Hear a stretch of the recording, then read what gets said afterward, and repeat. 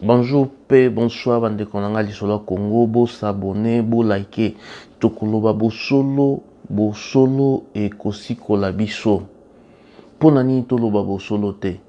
Bo s'abonner na lisolo Congo, lelo na émission yo tokobeta masolo ya Pasteur Ngefa. Kaka na émission yo tokobeta masolo ya Denis Lesi. Kaka na émission oyo tokobeta masolo ya Rosar. Oya seni tokopanzango kaka na émission oyo tokomitu na pona nini toyekolobela lelo ba prophète na ba pasteur toyeko critiquer bango te mais toyekoloba bosolo tango babandaki koboma bato na Congo bango bazalaka wana ndenge tolandaki Pasteur Ngefa na ko partager mission na ye parce que ya lobaki po na ya za koloba bosolo mais tokomi na temps de la fin oyo molimo ya Nzambe yango moko eza kotinda bango baloba makambo babandaki kosala. Pasteur Ngefa lobi bazalaka na ndako ya Mouyege na Belle Vie na ba pasteur Soni ba pasteur Kakienza yende mutalobi Pasteur Ngefa ye moko nde mutalobi tango babomaki ba membre église catholique tango babomaka ba Rossi tango babomaka ba sœur mosusu wana j'ai oublié les noms donc jour wana avant jour wana bazaki na réunion bazwaka mbongo ebele ndenge lobi ye moko bazwaka mbongo ebele parce que basoni bazalaka wana bakakienza bazalaka abi ba directeur ya cabinet ya chef de l'état pe bazalaka wana na kati ya lisolo moto yaka na mbongo ezali gouverneur André Kimbuta mbongo ebele ndenge lobi ye moko Ngefa Pasteur Ngefa mais ezalaki normal te Pasteur Ngefa eza pe normal te jour ango parmi bato oyo babimaka libanda na bandimino pe bazalaka na bandimi ya plateforme na bino bazalaka yoyebi combien bakufaka bakenda inaperci bosakana na bakongolais te yango nde naza kosenga na chef de l'état il faut nano adissoudre eloko wana donc balongola eloko wana ya plateforme église de réveil baraisonne ndenge mosusu bakosalela yango parce que eza groupe ya bato moko boye basangana boye bazalaki balider baza na bambongo na bango bazalaki na facilité ya kokutana na rais bake basololi rais na motema na ye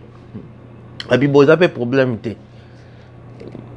basali baaccord kaka ndenge ezalaka bayokani ya signé et comme plateforme ezalaki plateforme mpona koboma population na yo pasteur na kati ya réseau ya mabe mpona obomisa bandimi yo ozalaki wana mais mpona nini jour yango olekaki na émission te ndenge oleka koloba André Kimbuta apesi biso mbongo babi toboma bato basoda bakokota baboma bato na baeglise catholique yo ozalaki wana makambo ya boye bakongolais balingaka te eza temps de la fin oyo ba vérité komi ko eza révélé na bango moko. Pasteur Ngefa oza mosali ya Nzambe ndenge nini pona nini olobaka te donc ba Denis Lesi bazalaki na kati ya COP ba Soni tout ça lelo Denis Lesi aza koleka na bitando toliaki donc c'est comme si tokosala rien bokosalanga rien mais Nzambe wana za Nzambe nko akosala bino banko moko bokondimaka te eloko na kosenga na bandeko na nga bakongolais bosabone na lisolo ya Congo bokoyeba bosolo ekosikola bino parce que soko mesani koloba lokuta jour mosusu okozanga eloko ya koloba mais soki oza koloba bosolo bosolo esikolaka abi tozana paster Ngefa azalaki pa na wesh na belle vie jour babomaki bato le lendemain bango basalaki déjà réunion André Kimbuta apesaka bango mbongo mais mosali na nzambe basoni bakakenza bazalaki wana babengi yango bazalaki na plateforme donc tosenga na chef de l'état bato wana ifi bazala interpellé parce que ezalaki groupe de malfaiteurs babomisa bato donc dossier na bango ifi balandela yango soko bareussi bakufa banani ezalaki parce que bazalaki wana bakopesa biso information te bato wana ifi bazala poursuivi na justice na koti na Denis Lesi abi toliaki oui oliaki mpo nosaka na banani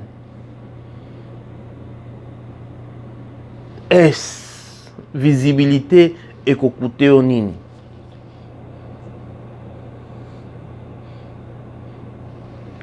prophète Denis Lesi nabisaki yo nzambe tu oyo akofrape yo okondima te keno okatani loboko okatani na makolo parce que otambola na libanda ya Biblia bobomisa bakongolais bino bozalaka wana à part Ngefa lobi catholique nde kaka ezalaka te bato nyonso batikala bazalaka oui bako-interpeller pasteur Ngefa parce que alobi azalaka na témoin comme ça bato wana toyeba bosolo toyeba ndenge ni makambo yango ekotambola. En tout cas, pour s'abonner, pour liker, Denis Lesi déjà alobaki pe vérité nae, abi aliaki nae. Donc ti baza ko distraire ba na nzambe na Congo, bango baza ko lia. Ko lia pe na problème te, mais lia na ndenge ya bonzambe. Na ndenge ya bosembo. Bino boza ko lia pour na bo détruire bato misusu. Tant opposition, tant UDPS, na ba parti mususu banda osala l'opposition, banda osala ngopona bien ya bandimi na bino. Bien ya ba na nzambe, lobi pe bazwa misala, lobi makambo efungwama. Mais bino bozande koya kokanga bango, baza tiko pesa bino na mabonza na dimi.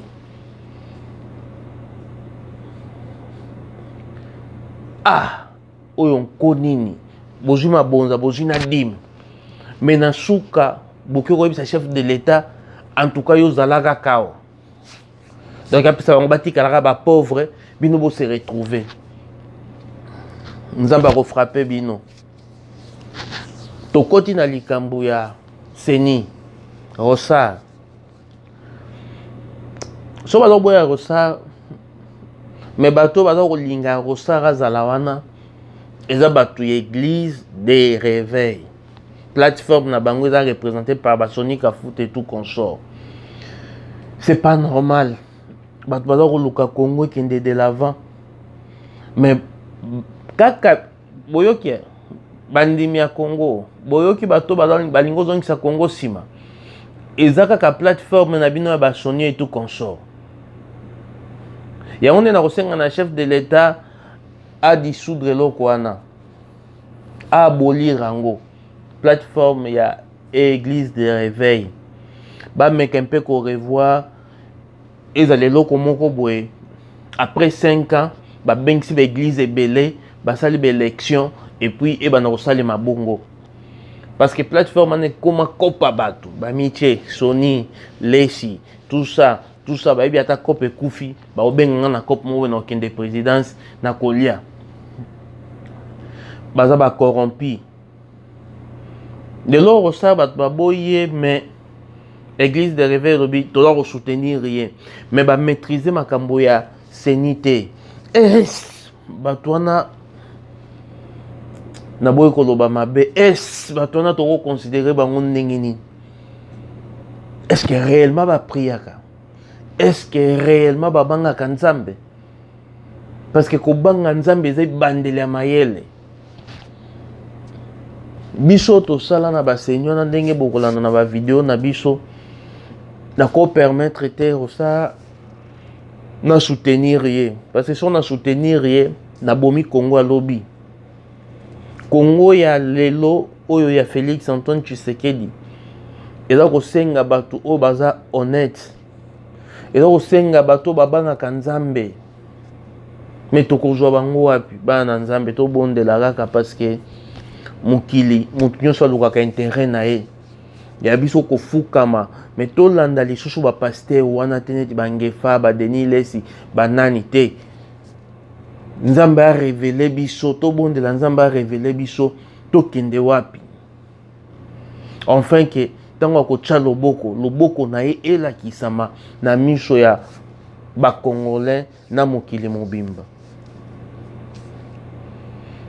Denis Lesi alobaki yango azalaki clair bato babomi lelo Congo ezali bapaster na baprofete ye nde moto alobaki yango ntango moto alobi eloko ya ndenge wana ntango moto alobi eloko ya ndenge wana biso toloba nini lelo baza kosoutenir Rosar bayebi Rosar te bayebi ndenge esengi etambolaka te bokotya na bino mpona motu bazwa ye mpona tondima koma président ifo boye mais na kati ya boye wana mais moto yango aza honnête te bokoloba te ye te biso nyonso tovote na biso motu oyo parce que bayebi soko bakie bakozwa mwa moke soko bakie biso bakozwa mwa moke donc soko asali neti 5 réunions to 10 réunions ako se retrouver déjà na ba $10,000 na ebo il s'en fout des Congolais hein oyo koye ye azana banda ko na ma campagne et tout consort amituka na azana bana na poto mais na ko informer na ba véritable basali na Nzambe nyosho wana ekoleka Nzambe akokomisa pauvre na seconde mais loko eza na no crainte Nzambe donc toloba bosolo ekosikola biso. Merci pona lelo tosuki wana tokobeta en direct bokoyeba ndenge nini lisolo yango ekokontinue mbote na Nikleti oyo ya Bobi Fiston Mweni oyo ya mwasi ya pembe André Marc Bwendelele oyo ya Mami Ngalula. En tout cas merci bolanda biso na lisolo ya Congo bo s'abonner bo like na YouTube na biso lisolo ya Congo tokoloba bosolo ekosikola biso. Amen.